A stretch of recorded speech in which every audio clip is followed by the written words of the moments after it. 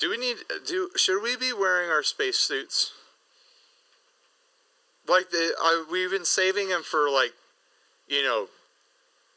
takeoff and landings, the ceremonial stuff, and like we call heads of state or whatever. Like, do people want to see that? Do people want to see us wearing our space clothes? If we're wearing our space clothes, there's going to be someone in the audience that's like, "Are you wearing space pants? Because your ass is out of this world."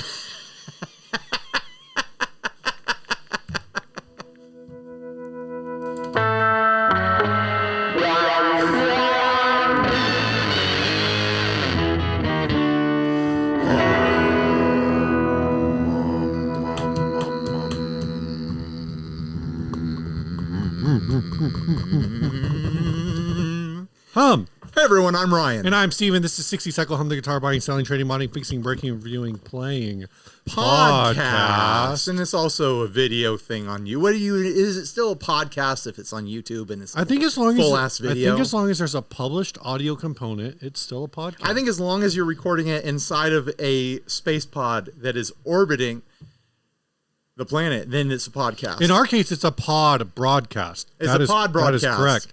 I think as long as you're at least two white people with microphones. Well, one of us is white passing. That's anyways. true. We have 1.5 white people here. Which one of us is it? Which one of us is secretly not white? And this show, after this is why we moved to space. It's safer for one of us to be secretly non-white up here.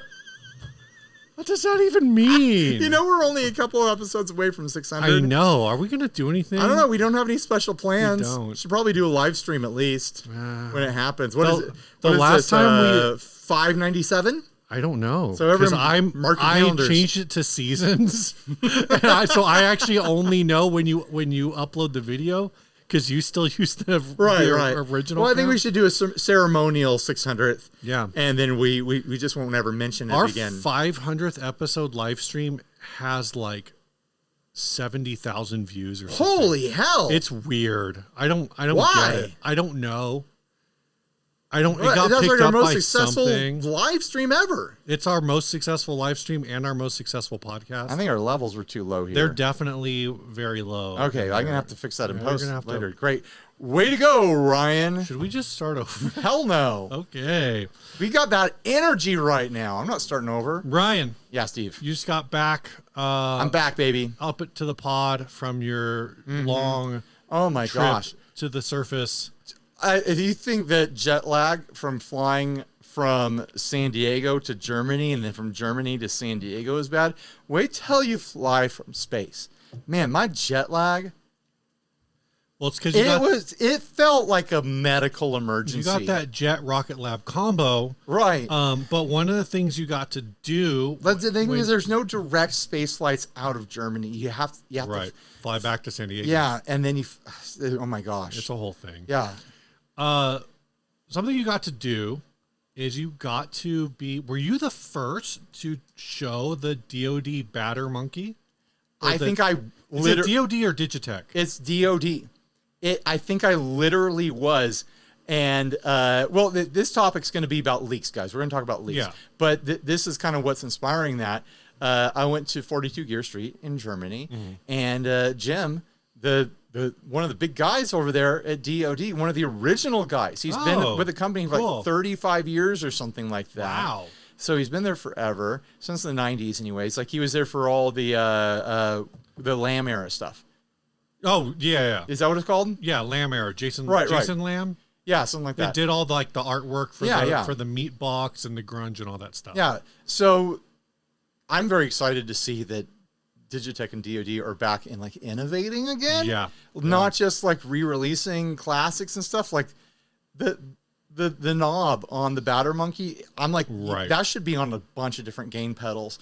You have like a switch on gain pedals these days on distortion, overdrive, fuzz, whatever. There's 3 different clipping options. That's what the knob does, but it blends in between 2 different options at the same time. It is a knob that just spins free. Oh. And so you have 3 different places on the knob, 3 different clipping options. So you can blend in between all different options 2 at a time. Excuse me. And Sorry. then there's a switch for different phase options for in between those two clipping options. So if you want phase and out of phase, et cetera, between two different clipping options on an overdrive distortion pedal, like I've never seen that control before. Right. That was totally new to me. So I was super stoked to see that. So I did a whole video with the guy checking this thing out. And he's like, oh, hey, by the way, you guys are allowed, or for this event, we're allowing you guys to leak this stuff. And I was like, excuse me? He's like, yeah, you can leak it. Like, and I was like, you mean like how the retailers do it? And he's like, yeah, exactly. And I was like, you're telling me right now that as a YouTuber, I get to leak. We never get to leak. And so he said that. And then I started to tell other YouTubers as I exited the room, I was like, that guy says that we can leak this. And they're like, no way. And then Henning sends out a group text. And it's like, hey, just so everyone knows, DOD, Digitech, they're still under embargo until this date, blah, blah, blah. I'm like, hold on a minute. So I'm jumping in the group text. I'm like, he just told me we can leak. So I go find the guy again. I go find Jim. Right. And I'm like, listen, eye contact right now. Let's lock in on this. You are telling me that I could take pictures of this right now with my phone, and I can go to social media right now today, this very minute, and I can publish them right and tell people this exists. And he's like, yeah, you guys can leak it right now. It's like, I'm leaking it right now. As far as I'm aware, why haven't you published a video yet? Because I don't have the files yet. And I got home yesterday, well, the night before yesterday, and it was full jet lag up here, just like spinning out in orbit. And then, like, so everything that got filmed. Hold on, Ryan, real quick. You know, the thing that you took the pictures with. The camera. The camera in your phone. Yes. It also has a video function. Yes, I know. But the video that I filmed of doing the demo is on the servers at Henning's house. And we're waiting for them all to be uploaded to Dropbox so that I can edit that video. And you know what? What? Believe it or not, it probably won't be my first video that I publish out of the event. Because I've got a really, really, really good one with orange. Oh, okay. But maybe I should do the Batter Monkey first. Is that a leak too, the orange one? No, not at all. Okay. Yeah. I think the leaks are interesting because every time it happens, like people are so... It's almost always a retailer. It is so often a retailer. The 424, some guitar store in Germany leaked the 424. And I think a lot of the time that it happens, it's like one day before, and it's literally, it just seems like it's a time. Sometimes it's months before. It has happened months before. And sometimes, like, I get the impression that people are just sitting on the website doing random, like, their URL hacking, and like, you know, Sweetwater / _ Fender / like they're just trying to mine and trying to find something. That's the impression I've got sometimes. Like, how did you even find this? Because this seems like a page that, like, you can't even search for. Right. You're doing some sort of like website exploring magic, looking at the back end to figure out what's going on here. They figured out that Sweetwater always uses like 2 dashes between words, so they just... And I don't want to use Sweetwater unfairly. Like, a lot of times it's like Guitar Center, Musician's Friend, or whoever. Or like some random German store. A lot of times it's international stores. Like, I honestly, my suspicion has always been that it's just someone who's sitting there doing the data entry, and they just got a pile of new product they have to add in. Right. And they're just like, I'll just put it all up. It's Friday. I'm just trying to get this all done. And they're not paying attention to launch days and stuff like that. It's always funny to me when that happens because, it's always there was one that happened a while ago. I wish I could remember what it was, but something leaked, and the internet started freaking out. And then the company came out and was like, "Well, I guess we're gonna release this a week earlier than we planned." And then the internet was like, "No, you planned this leak." And now you want us to feel bad. Like there's a whole thing with these leaks. Right. I will say that the DoD one was absolutely planned. Where he was like, we're giving you permission to do this for fun. It's not coming out till October. So like, let's get people's mouths watering, But when a retailer does it, as far as I'm aware, I've never heard any actual rumors or like that have any weight behind them that like, oh yeah, they're totally in on this leak. Like there's no benefit to that, Right. So to that, what's the name of the new boss thing? Oh, I forgot already. And I could have leaked that. Let me pull up the photo. Yeah. The plug out FX. Plug out FX. So, PX1. So you sent it to me. I was like, what is that? That seems fake. And you were like, no, it's secret. You know what? And I didn't know that they were going to announce it like a couple days later. Did I send it to you? Yeah. Okay, I couldn't remember. Maybe you sent it to the group chat. I'm not sure. You sent it to what group chat? Oh, you and RJ? One of the, yeah. Maybe I did. I can't remember. You sent it to somewhere where I saw it. That's all I know. Or maybe somebody else. What I did is I published it the day that it launched. I published a photo of me holding it. I don't remember if I sent it to you. No, you definitely sent it to me because I saw it. I saw it before everybody started freaking out. And the thing about it is, yeah, you could have leaked it. And I guarantee you a bunch of people would have been like, oh, Ryan's big dog now. Boss is using him to accidentally leak new product. So we'll all get excited. But like, I think you might be I'm checking one other chat because am I losing my mind? I think you might be. I think you might have told yourself that story. I don't think I leaked it to you. I swear I saw it somewhere. Because I just sat on it and I was like very busy in the time when I took that photo. I'm not seeing it in anywhere where I would even like assumed that it would have been okay for me to publish that. Because everybody watch me go through my phone. We're all going through our phones. That's what I just did. I'm telling you, I don't think I did. I don't think I sent it to you. I don't know. Yeah, I could be losing my mind. It's 100% possible. Right. I intentionally was like, I don't know when this is publishing. I don't know, like, I don't want there to be any miscommunication with anyone that I would send it to. It's like, you got to check this out. I just intentionally did not send it to anyone because I'm not a leaker. Yeah. Which is why it was so exciting when I could leak, because I actually I'm very careful about this stuff. I like on my own computer when I'm editing videos for products that haven't published yet, I give them code names. What? I know it's stupid. It's totally stupid. But if I'm like, what if I accidentally do a screen grab of my workflow and over in their thing, it says, JHS secret product. You wouldn't even believe what this is. Like I don't want to accidentally do anything. I think about, and this is not exactly the same, but I think about some of those same things because usually when I do like the Patreon runs for like sending out mail, I'm sitting on my computer for like 2 hours. I was like, oh, this could be like a cool time to do a live stream or something. And my camera's high enough up that the odds of me doxing one of our patrons is basically zero. Sure. But I'm so paranoid of that, like not 100% zero that I've just never done it. And it's like, oh, this could be like a fun behind the scenes members thing where they just watch me bag stuff. Right. But I'm just paranoid about it. So it's kind of that same thing. I mean, we live in a wild futuristic world where, that anyone can see your address on a 4K video somewhere. And you've got YouTubers in orbit. Like, it's crazy the world that we live in now. And you've got boss pedals that are also 16 boss pedals. Yeah. Somebody asked about that, right? And so that Super Rich Steve died. And that's how this whole thing happened.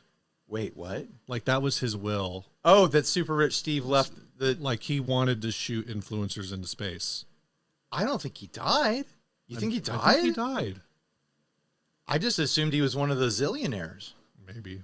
I don't know. I heard he died, but maybe he just went into hiding. Maybe cryo? He could be one of those lizard people, and he just shedded into new skin and has not come out yet. That's real, too. Anyway. Because we're in space. Somebody was asking in the Discord what the space thing was, and I said, well, either Super Rich Steve died and shot all these influencers into space, or Ryan got bored and wanted to have some fun with art. And I was like, I'm pretty sure the first thing is way more likely. So neither of those are the official story. Well, no one cares about the official No one cares. It's story. so boring. It's so boring. Like, I tell my tax person, like for tax purposes only. What is leak? Leaks have happened by YouTubers in the past. I can't think of any. Have you ever seen one? Have you had? Are there any penalties for leaks? Has anyone ever? Embarrassing. It just shows that you're not a professional. Because, like, if you're one of these stores that puts it on their website early, it's not like the company is going to stop using you as a dealer. I'm sure that there's strongly worded emails that get passed around when leaks happen. It is a thing, though, that, like, okay, that sucks. You spoiled our launch. We still want to sell product through you, obviously.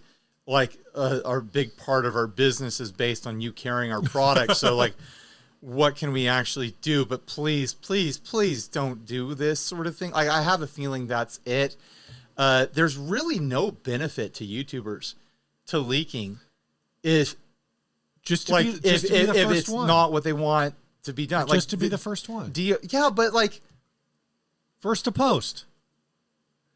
If you don't have a demo to launch, all you're doing is teasing something and spoil. Listen, I'm saying, like, if you do have you could have, once that German store leaked the 424, I was like, Ryan, you should just launch yours. It's already out there. Everyone knows. No, because I used to do the thing where I would wait up till midnight at the time zone where the manufacturer was, so that I could try to be first and hit the algorithm first with my demo, because everyone thinks that's how it works. That's not how it works.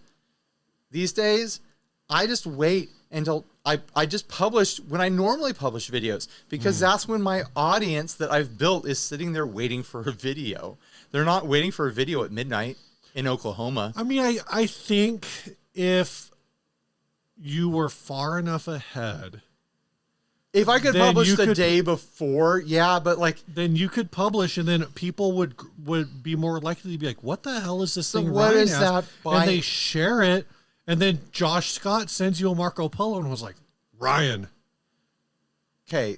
I'm going to lay a few things out here. And everyone's expecting me to lay out like professional consequences. You become untrustworthy, blah, blah, blah, sorts of stuff. You won't get hired again, sorts of stuff. And yeah, sure, all that stuff is probably there. But a big part of the demo industry, a big part of working with these brands is that you get to know these brands as people. There's human beings over there. They're lizards, a lot of lizards. They're grays in skin suits. Yeah. But they're human beings who have been working lovingly on products, looking forward to a launch for sometimes years it takes to develop these products. It's like spoiling a surprise party. Yeah, that's true. It's just mean. It's just rude. Why do you gotta be so rude? You're stealing a moment from them. They have been working towards this for so long. Yeah. And when a retailer does it, it's like, what can you do? But if someone did it intentionally to be like, I got the drop and I'm going to leak. Wow, you're just mean. Like, that's so, it's like standing outside of a house to like, hey, surprise party for you inside.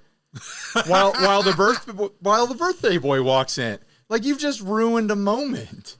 Like it's not like the business side of it, sure. Like theoretically that's bad, but the human side of it, holy shit, you're a bad person if you do that. Like, you're just a bad person. Like it and there's no benefit to the audience. It's not like people have got to know.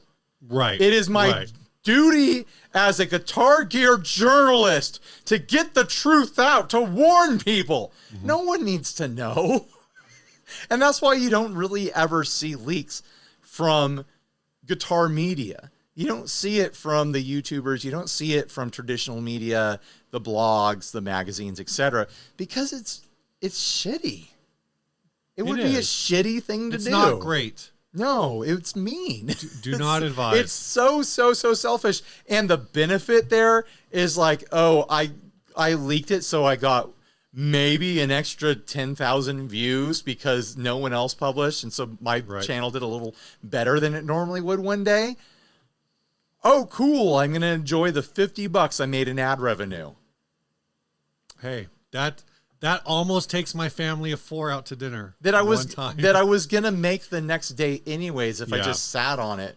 So whatever. Like most of like the launch days are cool that you get a big jump in views on the launch days, but most of the business model is evergreen videos anyways. Like the reason that the brands pay us is not and hire us is not just for the launch day. It's so that years out when they're still selling this product, if someone's like, I wonder if I want that. There's a resource out there that they can go watch to help them decide if it's the right product for them.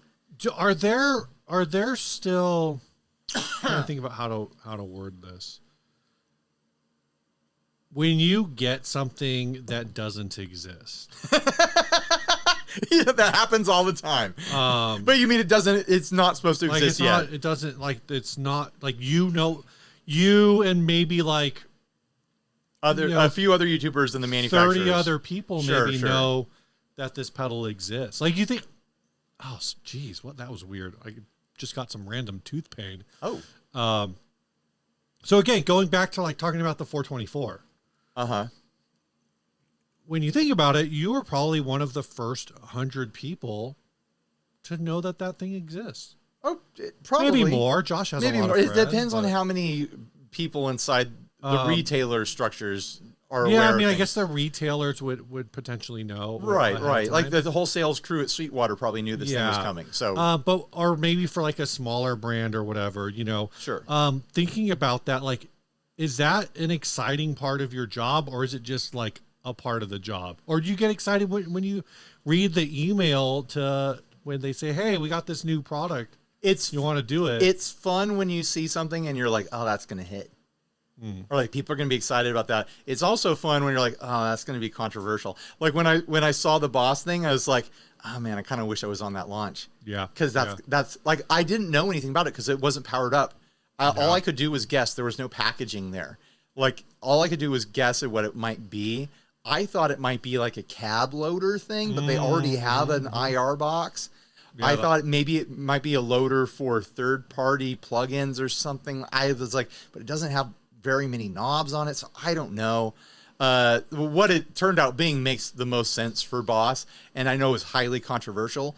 But that controversial element, I'm a little jealous that I don't have a demo of it. I'll say that. And if we had known that it was going to be there, I probably would have been pushed like, hey, let us do some filming with this while we're here. Sure. Well, it's requires some computer interfacey type things, I know. But even just little outside your wheelbarrow, to be able to sit there and scroll through settings would have been cool. Yeah, for sure. And bring up an app or something like that. I mean, it is exciting. It's exciting to know about stuff before it comes out, but it's like the reality that I can't launch it or tell anyone until it's time kind of tempers that. It's a professional moment where it's like, oh, I'm aware of this. Right. I'm excited to, film it and do my job, but I usually know about things before they come out. Like I'm usually doing launches. So, well, it's just part of the gig, I guess. At some point, sure. When things are exciting, it's exciting. You know, it's true. Yeah. You can't debate that. What do you guys think? Do you think I should leak next time? I've got stuff coming in right now. I'm looking at a whole pile of stuff. Oh my gosh, I don't know what's new and what's not. I am so far behind on small builder demos.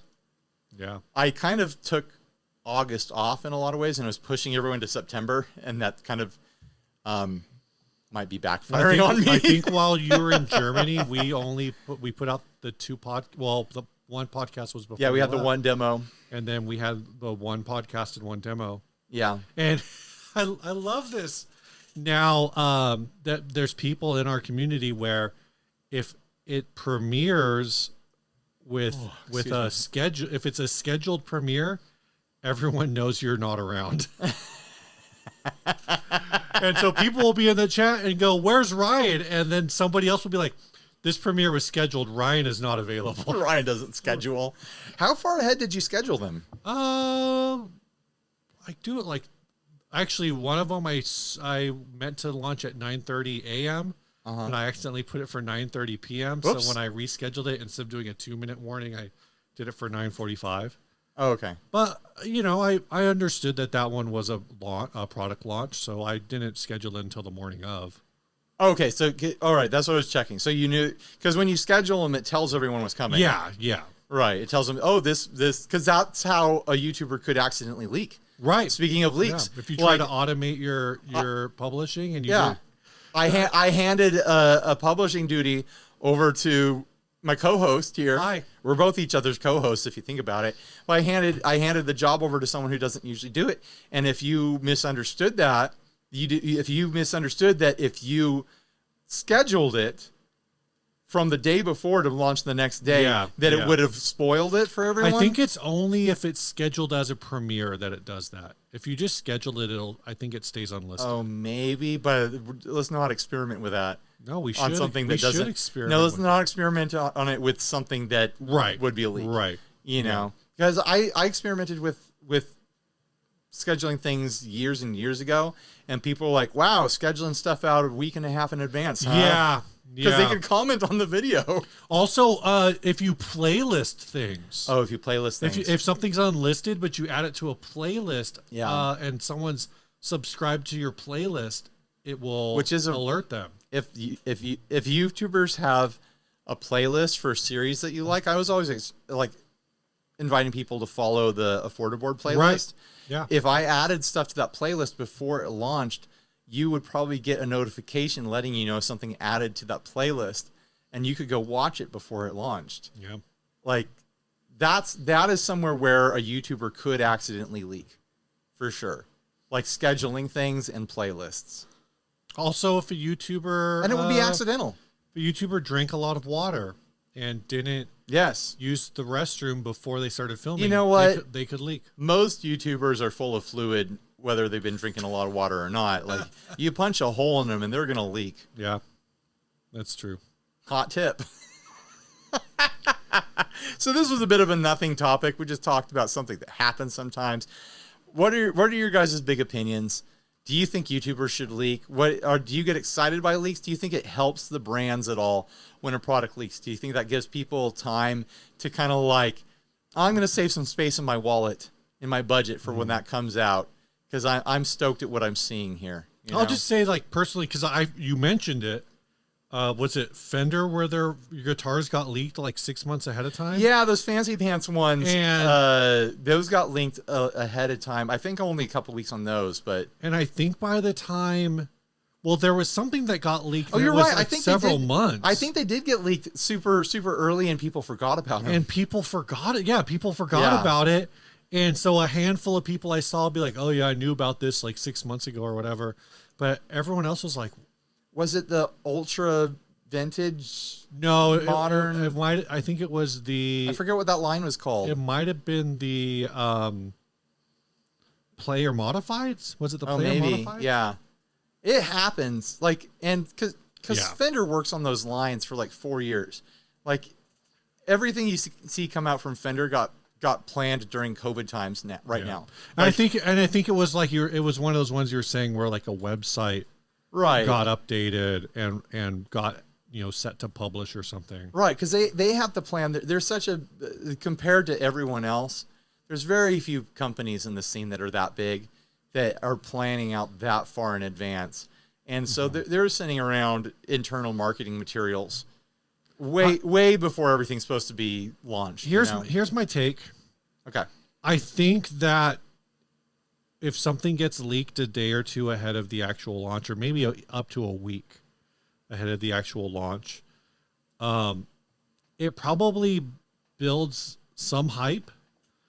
But in reality, the people who were going to buy it are either going to buy it or they're not. And it might hurt some companies a little bit, because maybe you see it ahead of the demo, and by the time the demo comes out, you don't have that excitement anymore. But at the same time, like I said, I still think it's really just like, it's a bummer for everyone who worked hard. Yeah, I think it's more that. I think the financial impact to the brand is probably pretty small. Right. Like, it's small enough to where if you did 2 products, you leaked 1 2 weeks ahead of time, and then you did your launch, and then the next time around it was clean.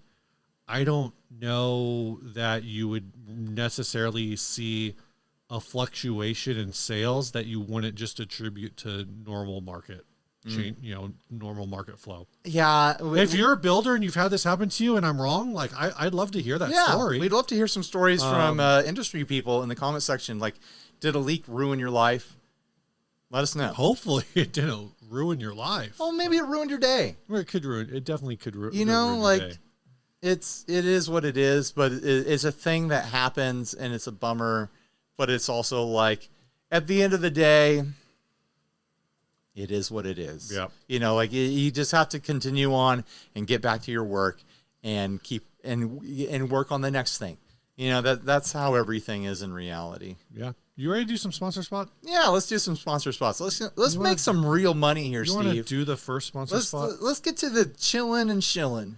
Which sponsor spot do you want to do first? Oh, man. What's a good one to start with? Let's start with Stringjoy. Let's start with Stringjoy. Stringjoy, they make strings. So you don't have to. We both play the Stringjoy Orbiters. They're coated in enamel. It's a super long-lasting coating string. You use the same gauge as me? I get the strings from you. Oh, you just steal from yours. My box. Yeah. But I really like that 10.5. It's great, isn't it? It gives you a little. This is going to be a controversial statement, maybe, but I feel like it does sound. Maybe I play different. I don't know, but I feel like they feel better than regular 10s do. I think that little extra bit of just umph that you get from your thin strings, I think I like the balance of it.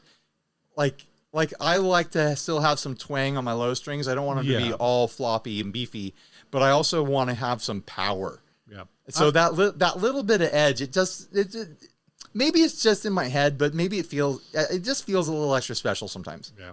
I don't know if they're giving away a guitar in September, but maybe they are. Check them out on their socials, Stringjoy, at Stringjoy at a whole bunch of places. Or just head over to their website using the link below or whatever link you want to use. It doesn't matter. And you're probably wondering, what do I even use these strings on? Guitar. You use them on guitars. Where do you get guitars? You get them from reverb.com. Reverb.com. If you bought a guitar from reverb.com, there's a chance it's used. And if it's used, it probably needs new strings. Let's just be honest. Those old strings, they got someone else's finger grease and like skin cells and hair all over it. They might be rusty and crusty. Put new strings on the guitar that you bought from Reverb. That is the transition into our sponsor spot for Reverb. Reverb.com. They don't really need us to sponsor them. You already know about them. Right? We're going to be you go shop over there, buy stuff, sell stuff. We're going to be doing some fun collaboration stuff with Reverb coming up. Yeah.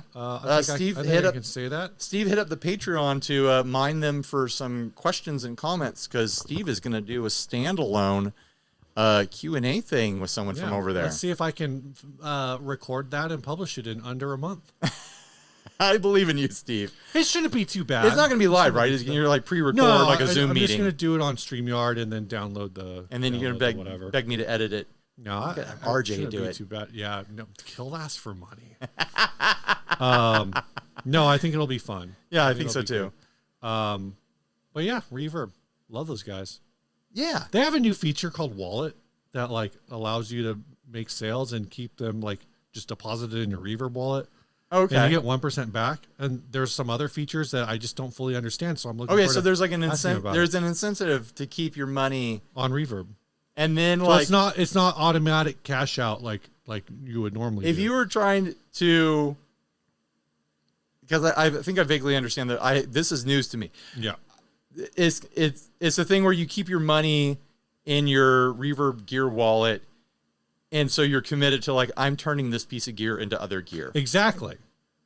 So you make sure that you don't break your streak, your trade streak. You could use it that way because went on that trade journey. Yeah. But if you turn it into cash, it can feel kind of like, oh man, it just kind of disappeared.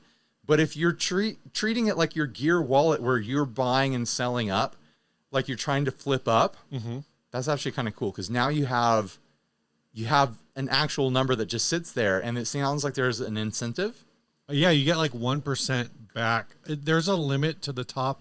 If you need cash, it's probably not the way to go. No. But if you are playing a flipping game where you're trying to flip up your gear, that actually sounds kind of solid. Yeah.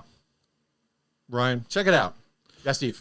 This episode is also sponsored to everyone, by everyone, for everyone. I don't know. By Chase Bliss. That's right, Steve. Guess what, Ryan? What, Steve?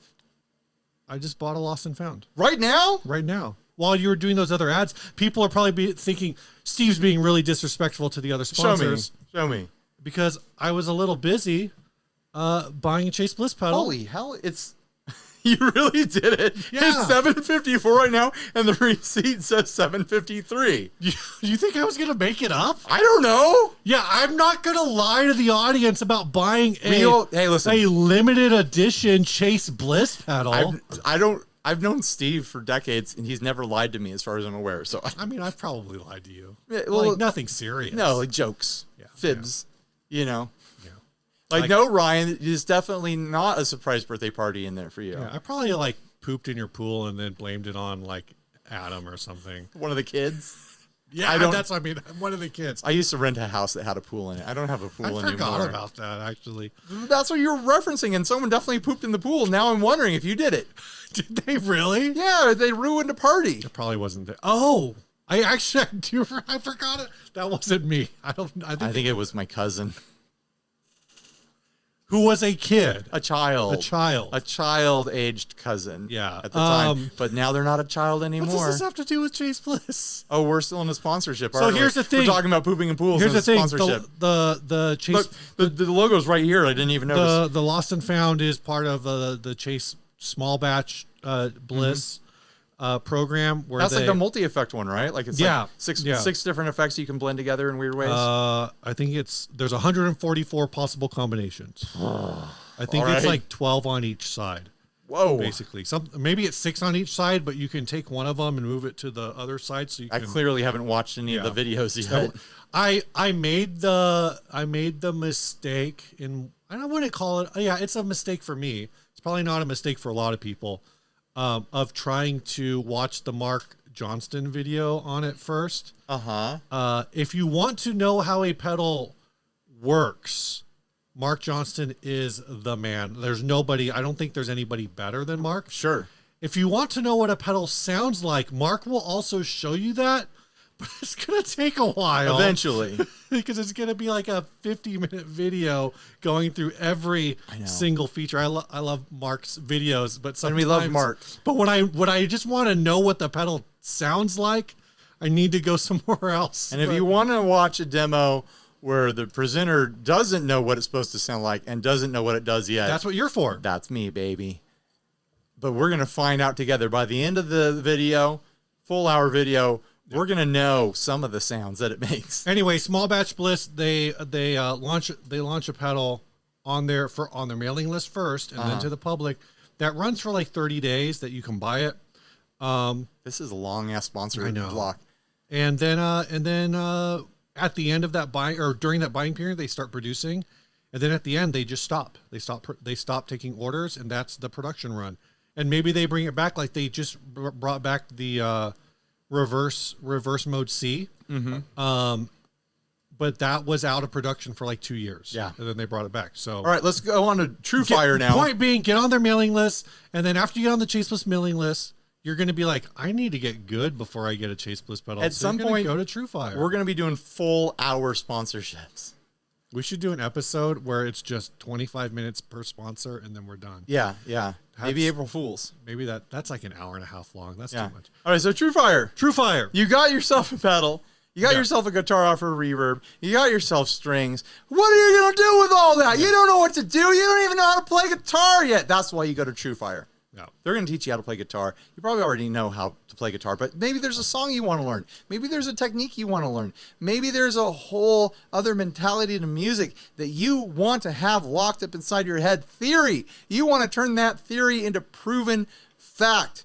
go over to TrueFire, check it out, sign up. What is it, a 14-day free trial? It is a 14-day free all-access trial. I just did the math in my head, Steve. That's 2 weeks. There are over 84,000 videos on TrueFire. Here's my recommendation. I don't think you can watch that many videos in 2 weeks. Here's my recommendation. You've been sitting on all that PTO at work. Time to cash in 2 weeks of PTO. Don't go anywhere. You're not leaving the house, bud, okay? You're staying at home. You are exploiting that free 2-week trial, and you are going to milk all the knowledge you can out of TrueFire. And then when it's all over, you cancel the thing so you don't get charged, and you go back to work. You just got paid to fill your head with guitar knowledge. Here's what's going to happen, though. You're going to get to the end of your 2-week trial. You're going to be like, don't spoil it, Steve. I've learned so much. Oh, my gosh. You're giving away the advertising secret. You're not going to want to cancel it. I know. You're going to be hooked. You're going to want to keep going. TrueFire is great. You're never going back to do your work. Yeah, TrueFire. You're never going back to your job. You're going to have to burn more PTO. You're going to be a full-time TrueFire absorbee where you just absorb lesson after lesson after lesson after lesson. An addict. You're going to have to go to 12 steps. That's how good TrueFire is. I'm not going to make this guarantee. I'm just going to make this prediction that if you spent 2 straight work weeks doing TrueFire, 8 hours a day, 8 hours a day, so it's an 80-hour TrueFire intensive, and you had a camera, you could be a better YouTuber than Ryan in 2 weeks. Oh yeah. Easy. You'd definitely be better at guitar than me. Well, that's what I'm talking about. That's what I'm talking about. Go to TrueFire. Actually, go to the link below. That's our link. We want them to know that you came because of us. That was a lot of talking. Holy hell. That was a lot of sponsorship, Steve. This ad. You want to do an ad? You know, all the brands really expect us to do is like, this episode is brought to you by so-and-so and so-and-so and so-and-so and so-and-so. And we go above and beyond because we're idiots. I think we tell them it's like going to be a 30 to 60 second pitch. And it's wrong every time. We ramble for 5 minutes. And we then give them their money's worth, that's for sure. And then I'm like, hey, you know what would be a fun joke on Chase Bliss? Is if I bought one of their pedals during the sponsor spot. Like, they're paying us, but then I'm paying them. It doesn't make any sense. Steve turns that sponsorship money into pedals. This first ad was sent by Joey Scar about this listing, a heavily modified Gibson Les Paul Jr. with an added old growth maple cap. This guitar is definitely not for a purist. PAF mini humbucker in the neck and a throwback pickup in the bridge, ABR1 bridge with strings through the body. The guitar is so resonant that you actually feel it vibrating against you as you play it. That's unheard of. That's actually because there's a love sense installed in the control cavity. It's even better plugged into a great amp. It's the closest sound to an actual burst I've ever played, and it just screams cool. This is what it sounds like. Cool! I don't even want to sell it, but the wife says I have too many guitars, so I promised her I would post it. Even the added wood is all old growth wood, so it's an old wood player's grade guitar made up by an artist who calls added wood. You know, buckle up is what I'm saying. Audio listeners who haven't looked at the imager yet, you're not going to really get it till you look at the back. There it is. There it is.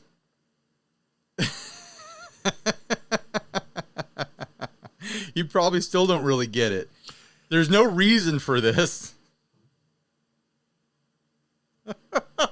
It's funnier the longer I look at it. $8,000!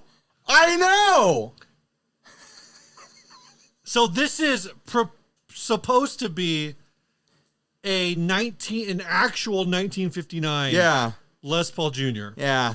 That somebody cut into thirds. Yeah, like a pizza. And then added a cap to it and added some wedgies in between for reason. Oh, you could definitely call them wedgies.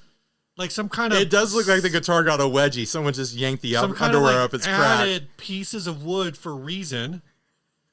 They wanted it to be 2 inches wider, I guess. Put it back together. And every cut is a different width. Like every cut is a different angle. Was this originally a junior I don't know, man. It's not a junior double cut, so they cut off a whole horn?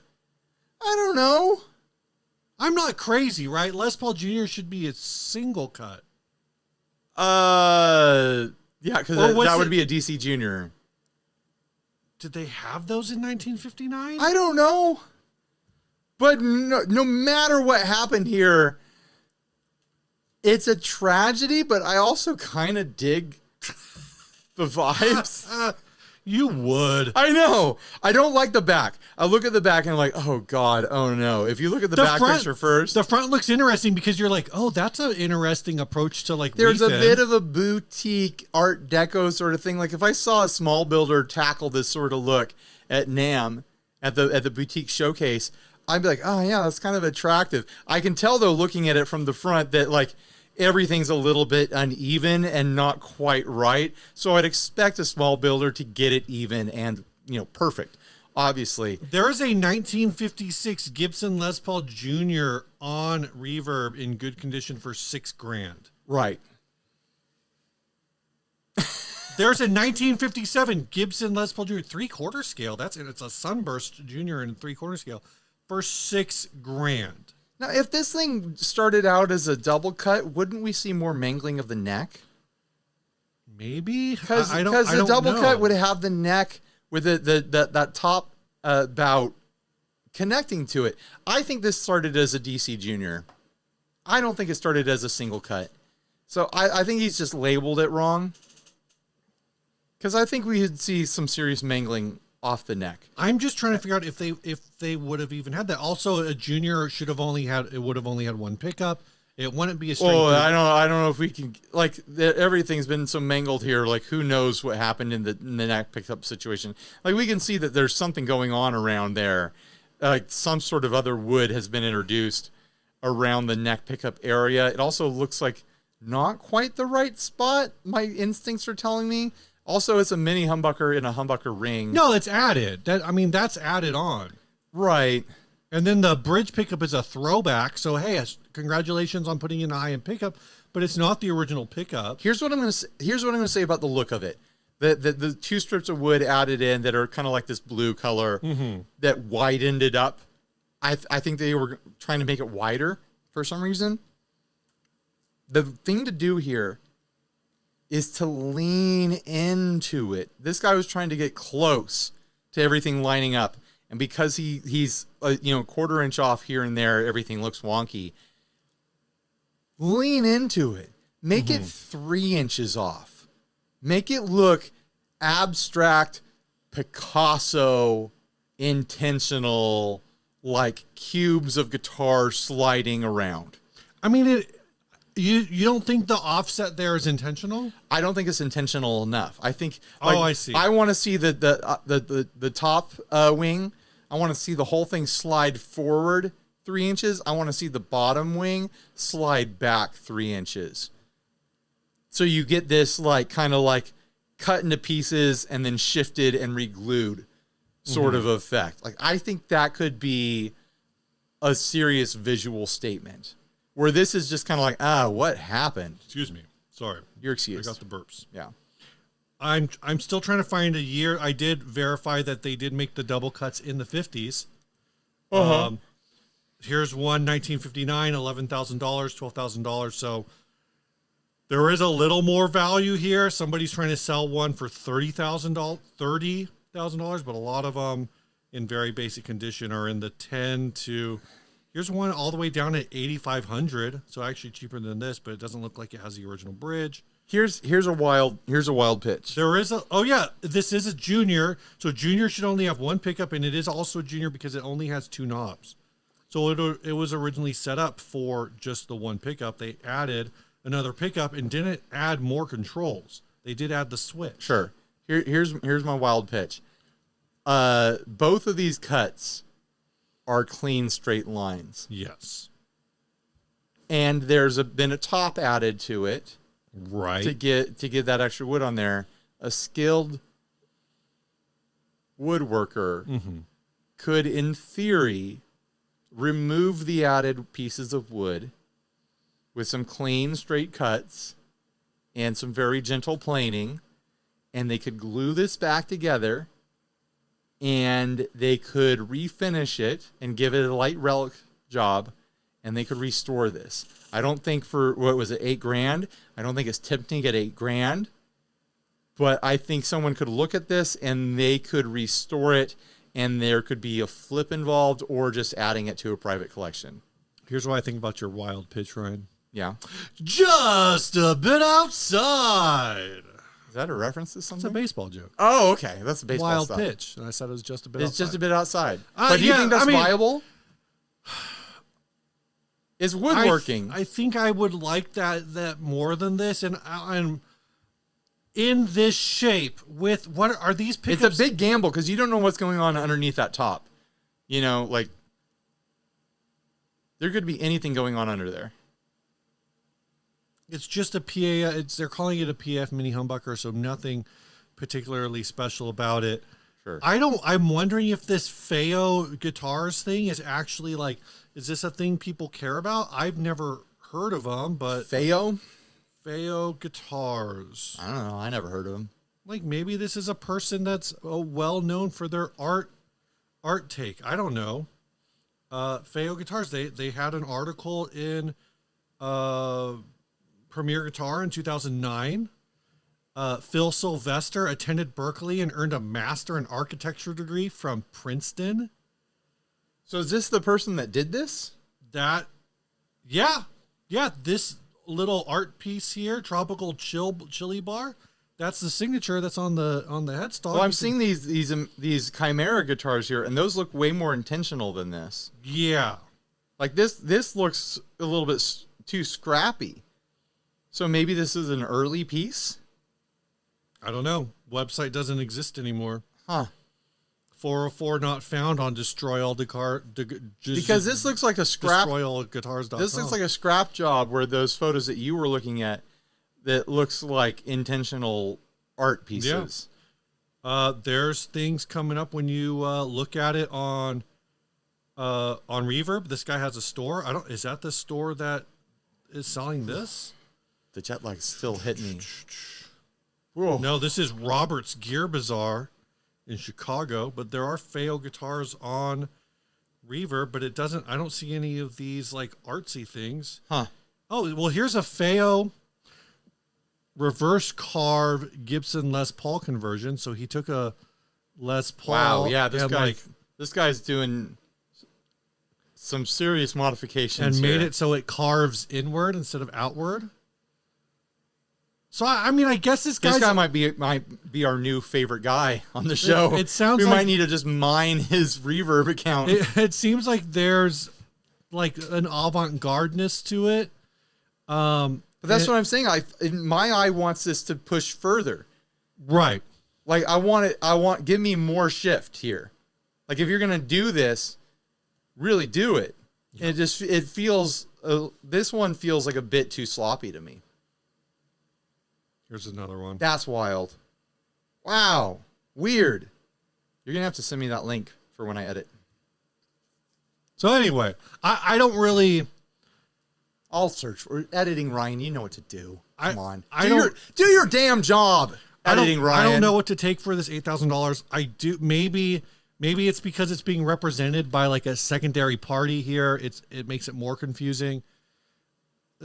I agree. Like as an art piece, it needs to be a little more crazy.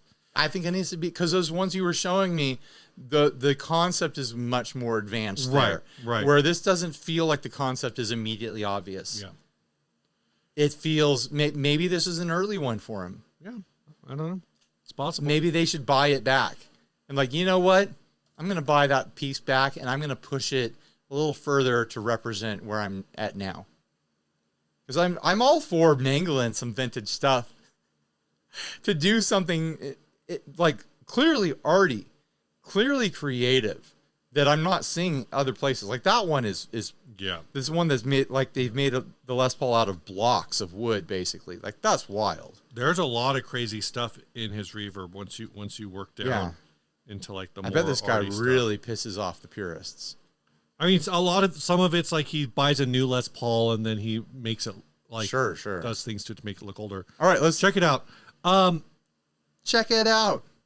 If you're enjoying this content or any of the content on this channel and you want to help support us, you can head on over to patreon.com/60cyclehumcast for as little as $1, you can help support the making of this program. Or as much as $3, or as much as $5, or as much as $10, or even as much as $25, $100, or $225,000. That would be interesting.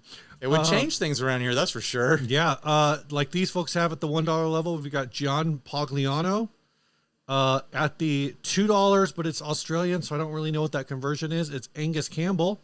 And at the $10 level, we've got Rich Russell. So thanks, y'all, and thanks everyone else who supports. Of course, everyone who supports the channel on Patreon gets an early link to the audio version of the podcast when it's available. And won't be this week. Other Patreon things, and Ryan owes you all some song commentaries, I believe. Oh yeah, I need to catch up on those. One or two behind, and yeah, because I was gone. Also, Steve's got a bunch of fresh swag. Yeah, it's not swag from our channel; it's swag from brands that we encounter at trade shows or at 42 Gear Street, or brands that have advertised through us, and we just go, hey, can you send us stickers, and we'll redistribute them to new patrons. That's 100%. I might take one sticker for myself. Okay, help yourself. But the rest of them are going to the people out there. I got a bunch of picks at Germany. I definitely kept some for myself. Don't worry, we take care of ourselves too. But yeah, if you want to do that, that's awesome. It pays for a lot of things around here in terms of utilities and functions. Steve a big pile of swag, hats, slides, strings, guitar polishes, things like that. Like there's stuff in there now. And I just shipped a bunch of stuff all over. Like literally one package went to Australia and another package went to I think Poland. So you're also about to give me a big pile of cash to pay for shipping, and that's part of what this pays for. Is you guys are supporting each other. Hopefully, to get the stuff sent around the world. Our Patreon's been a little bit in the red lately. Hopefully we can catch up soon. We're spending a lot of money lately. Ryan, this next ad was sent by, I'm on the wrong page. Oh, this is the, this is funny because it's boss. Michael Rigby. Yeah, Michael Rigby sent this. It is a Yamaha Pacifica that is also a pedal board. Routed out for pedal and battery compartment, 9-volt wire to micro toggle switch to bring in the pedal. Obviously, the internal cabling for the pedal can't be easily unplugged, so it needs to be switched off with non-in-use as to not drain the battery. Upgraded bridge and pickups, now in HHH configuration. Refinished in bright yellow, sounds and plays great. Ultimate talking point and really nicely done. Difficult to know how to price this, so send me an offer. So there's no price on this. It is send me an offer. Well, we're going to have to figure out an offer. This is a yellow Yamaha Pacifica. I'm looking at how tight this pedal is in here, and I'm wondering how hard it is to swap out. Well, I'd want to know, is it Velcroed or is it screwed in from the back? Hopefully it's Velcroed. I don't know. Screwed in from the back might make more sense. It might be more stable that way. And then you would be able to unscrew it and then just pull it out. Where like sometimes Velcro gets so hard to pull out that could be a really risky proposition for this guitar. It's a yellow pedal. It's a Boss Super Overdrive carved into a body of a yellow Yamaha Pacifica. So I don't think they want you to swap it out. I'm going to Reverb to see if I can find a yellow Pacifica. This looks like one of the better ones, but they don't have a clear shot of the headstock anywhere in here, so it's hard to say. This is, I want to guess, this is probably like a $400 guitar. I'm seeing a bunch of natural Pacificas. I am not seeing... It's refinished. Oh, wait, here's a yellow metallic one, but it's... Oh, they said it's refinished? Yeah. Yeah, refinished in bright yellow. Oh, this 2000s... yellow metallic Pacifica on Reverb is $3,000. This says it's a Yamaha Pacifica 112, so this is the cheaper version. 112s are like $150, $200. They should be $112.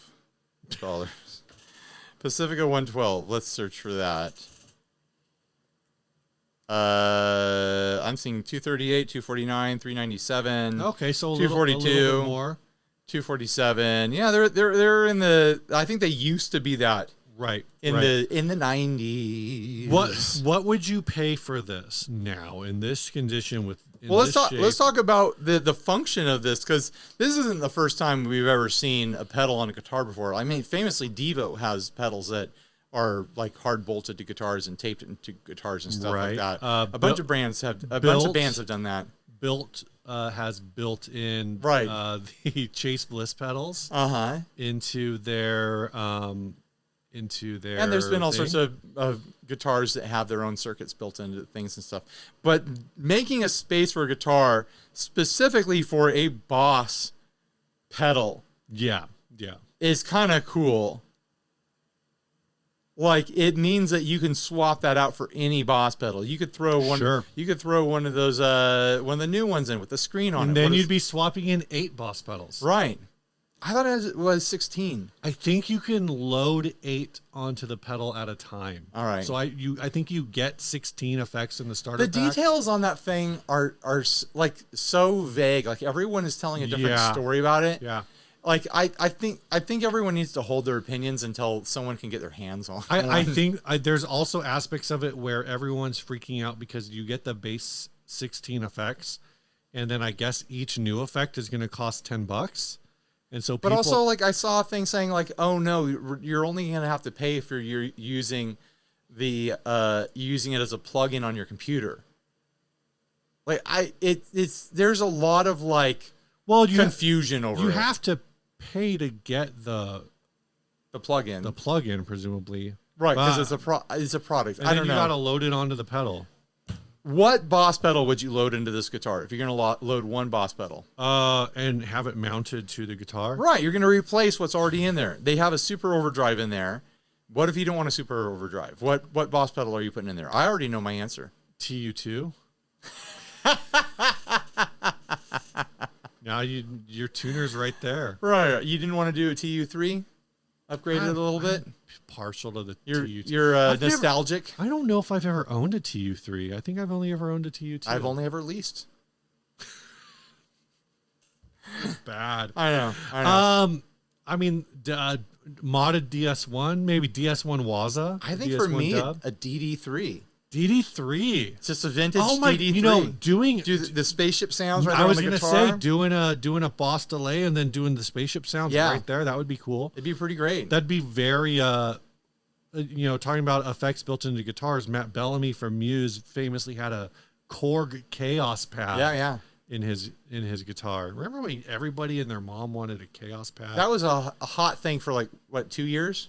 If even that long. Yeah, it might have been 6 months. Yeah. The fads, they come and they go. I wanted to scratch the itch. wanted to buy one, and I could never find one. Like, I get a good deal on one when they were hot. Watching some Instagram or TikTok or something of this person who went to a swap meet. Yeah. And they were showing all the music gear at the swap meet. I was like, what swap meet is this? There's amazing music gear at the swap meet. When I go to the swap meet down on Earth in San Diego, it's like you're lucky to find, like, an old Lion by Washburn or something like that. Yeah. Or, like, a really old, broken-looking mixing desk. If you're real, like, and tape-to-tape machines that don't work anymore. Reel-to-reels. I need to message this lady in my town who's doing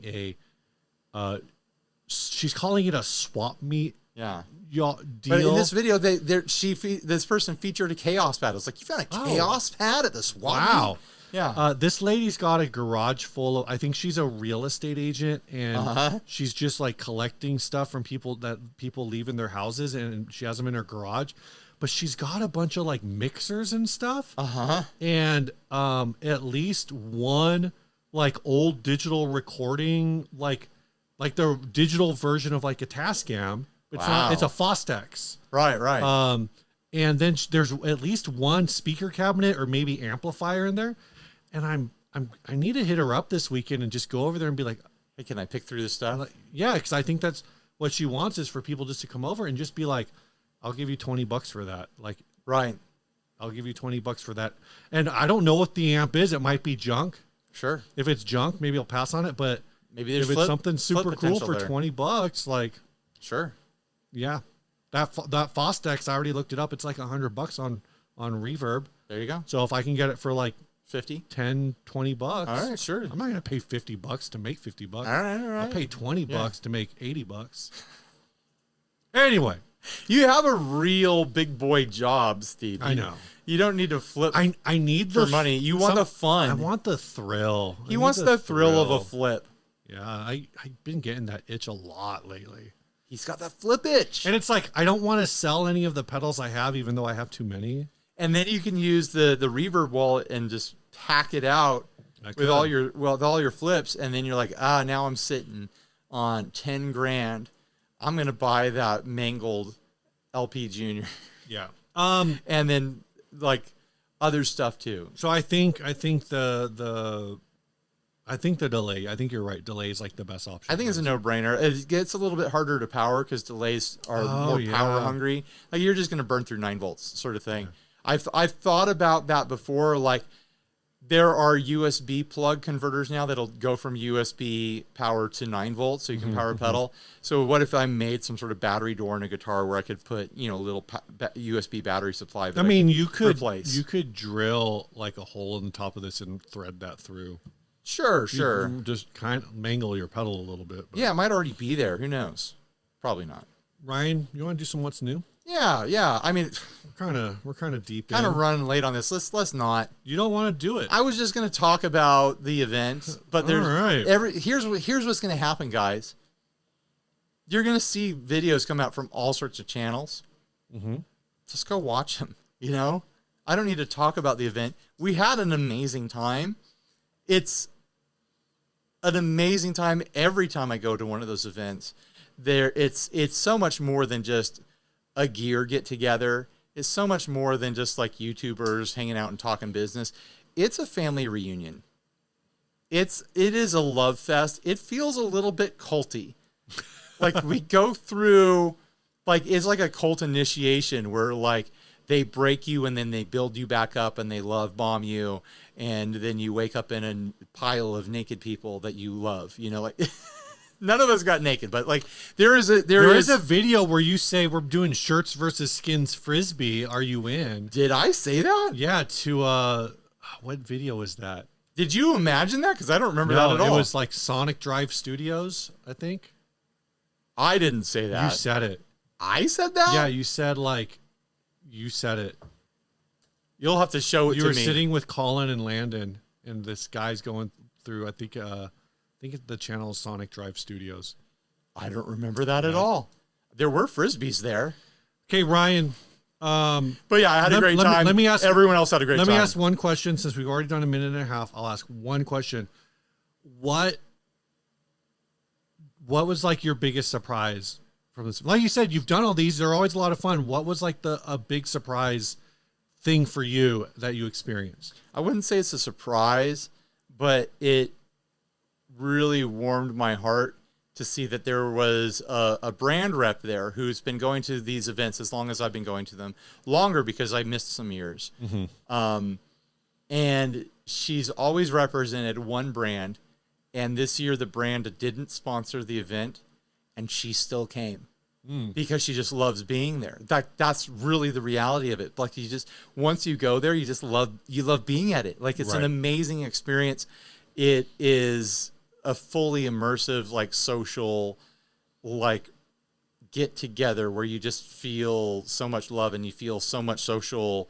Just the intimacy of it all is something else. This isn't going on anywhere else in the industry. Like it is a really special event. So that was really like a litmus test of like how special it is that someone who had been coming for work is now coming for pleasure and to contribute, like coming to be part of the crew, basically. So yeah, that really paints the picture for you. Okay, follow-up question. Yeah. Guitar House 2 when? When I feel ambitious enough to work as hard as Henning, because, oh my God, it's a lot of work to throw an event. And the event that I threw, Guitar House, it was way, way smaller. Way smaller. Like it was what, like 8 people? Yeah. Where 42 Gear Street, we were taking over big restaurants because it was like 70 people. Wow. We would leave the event and go to a restaurant, and it would be all outdoor seating. Like the restaurants would have to buy like picnic tables and stuff like that for us to sit at. Wow. Like, I'm exaggerating, but like we had to pick restaurants that had serious outside seating to fit us all. And it was the sort of thing where like, there's no way they could take all the orders. So it was like, okay, here's the 4 things that you can pick. So we're making the same meals for everyone ahead of time as we're showing up, because it's feeding an army really to do this thing. Yeah.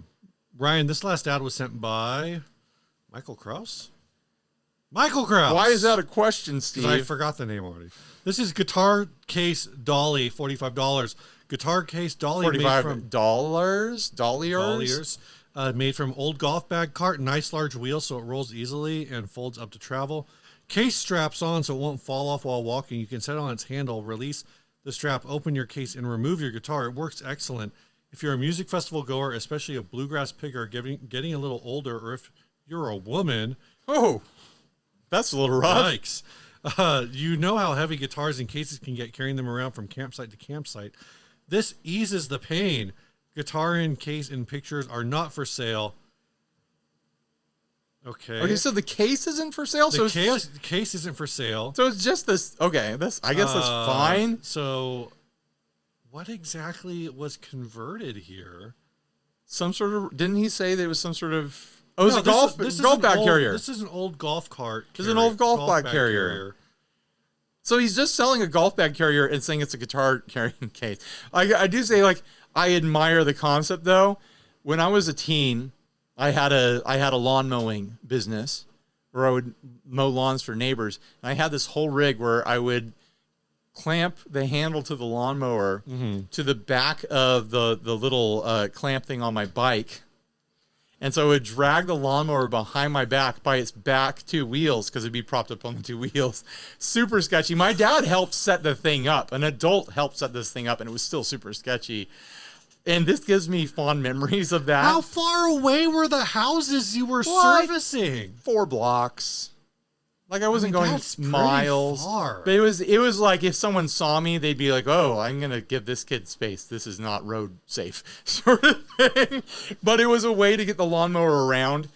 This reminds me of that. And like, if I had seen this back in that time when riding a bike was my only transportation, and I was like going to like church youth groups and friends' houses at the time and stuff like that, I've been like, oh, I could get that and just mount it to the back of my bike and haul a guitar trailer behind me. Yeah, so this is so basically they added this padded thing at the bottom, this white part at the bottom. Right. That's added. I think this strap might be added or maybe just widened to accommodate the guitar case rather than a golf bag. But otherwise, this is very unmodded. Like, right. Very minimum.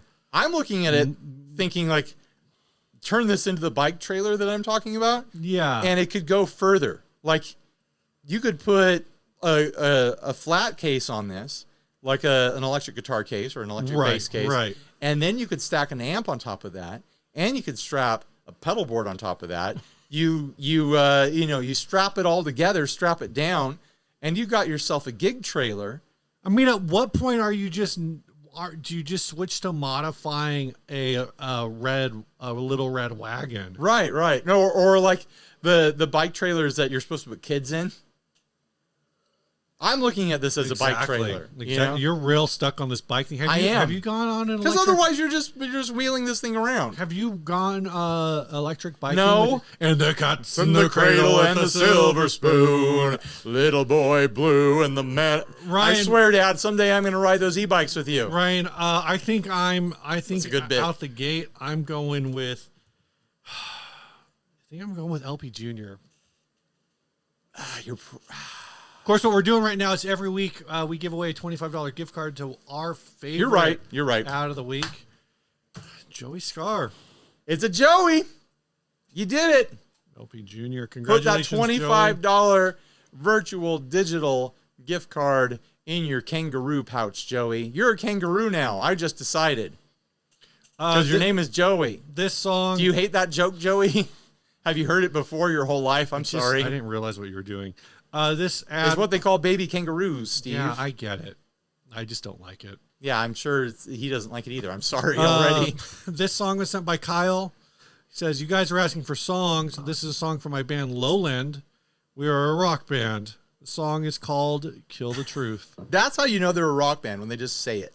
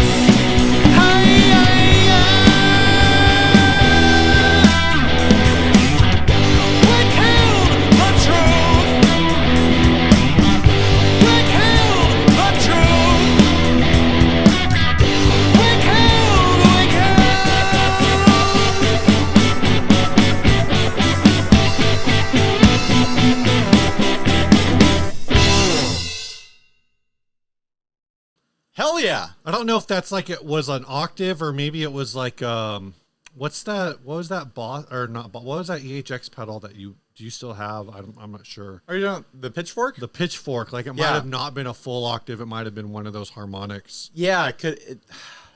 No, I feel like that was an octave. Full. My ear's not good enough to. People are gonna be like, it's not. And well, it's not. So it sounded really cool. It sounded. I was having trouble. Like, is that octave fuzz or an octave pedal? I think into a fuzz, or is it both? It could be both. I think it. Because at certain points, there's like, oh man, that's like an octave fuzz, little squeal in there. It could be both. Which, like, now that I'm thinking about it, I don't know if I've ever done that. I don't know if I've ever run like an octave into an octave? An octave, like a pitch shifting pedal into an octave fuzz or after an octave fuzz. What would happen? Have you ever just run an octave fuzz into an octave fuzz? Like running a high, like a high octave pitch shifting pedal into a low octave fuzz. Like, what would happen? I don't know. I have used an octave fuzz to fake shimmer. Oh, yeah. Shimmer verb, but everyone does that. Yeah. All right. Really cool song. Yeah. Thanks, Kyle. All the Patreons, go over to the Patreon site so you can listen to us do commentary over it. When I get that published, I apparently need to catch up on that. I'm a few episodes behind. And you know what? Thanks for watching. Please like, subscribe, dislike, leave us rude and nasty comments. Support us on Patreon. Buy a shirt if you're naked. And stay grounded. That's right. Bye, everybody. I was like, is this where I say the thing? I know. I don't usually do the full outro at the end. Yeah, you don't. That's weird. It was weird. All right. Bye. See ya.